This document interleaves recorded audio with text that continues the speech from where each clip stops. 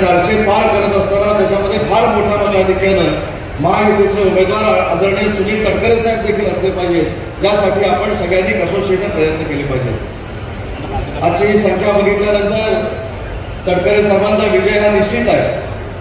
जसा मी रायगडचा पालकमंत्री आहे तसा रत्नागिरी जिल्ह्याचा देखील पालकमंत्री आहे, आणि मी जसा पालकमंत्री आहे तसं काही वर्षापूर्वी सुनील तटकरे साहेब रत्नागिरीचे पालकमंत्री होते आणि रायगडचे देखील पालकमंत्री होते।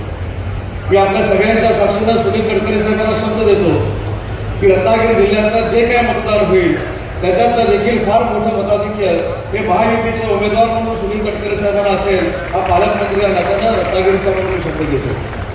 नरेंद्र मोदी साहेब कशा पद्धतीने पंतप्रधान होणार आहेत, शासनाने घेतलेले निर्णय, महाराष्ट्र शासनाने घेतलेले निर्णय हे आपल्या सगळ्यांना ज्ञात आहेत। महिलांसाठी घेतलेले निर्णय हे महिला भगिनींना ज्ञात आहेत, आणि म्हणून केंद्रातलं सरकार असेल, राज्यातलं सरकार असेल, जनसामान्यांपर्यंत पोहोचण्याचा प्रामाणिकपणाचा प्रयत्न राज्यामध्ये एकनाथजी शिंदे, देवेंद्रजी आणि अजितदादांच्या नेतृत्वाखाली करत आहेत। आणि म्हणून जास्त वेळ मी आपल्याला घेणार नाही। त्या जिल्ह्याचा पालकमंत्री म्हणून 7 तारखेपर्यंत वारंवार मी या जिल्ह्यामध्ये येणार आहे, त्यावेळी नक्की आपल्याशी संवाद साधेल।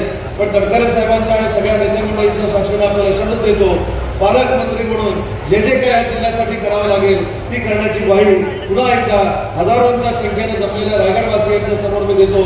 छत्रपती शिवाजी महाराजांच्या पदस्पर्शाने पावन झालेली ही भूमी आहे, डॉक्टर बाबासाहेब आंबेडकरांच्या पदस्पर्शाने पावन झालेला हा रायगड जिल्हा आहे, आणि म्हणून रामराज्य जर आणायचं असेल आणि सुराज्य जर आणायचं असेल तर पुन्हा एकदा नरेंद्र मोदी साहेब देशाचे पंतप्रधान होणं ही काळाची गरज आहे। आणि त्यांचे हात बळकट करण्यासाठी सुनील तटकरे साहेबांना घड्याळासमोरचं बटन दाबून आपण फार मोठ्या मताधिक्यानं विजयी करावं एवढीच विनंती करतो आणि थांबतो। जय हिंद, जय